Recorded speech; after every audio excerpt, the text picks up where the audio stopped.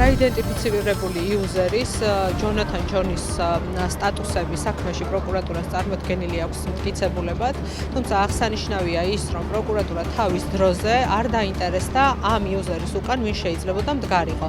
დაცვის მხარემ შემხვედრად პროცესზე წარადგინა მასალები, ბატონ კოკა-მორგოშიასაც ვკითხეთ პირდაპირ, როგორ მოხდა, რომ სულ რამოდენიმე წუთის დადებული სტატუსები იმავე დღეს გაზიარებული აქვს კონსერვატიული მოძრაობის წევრებს, კოკა-მორგოშიასთან აფილირებულ პირებს. სხვა ამ სტატუს მომწონებელი და გამზიარებელი ფიზიკურად არ ყავდა.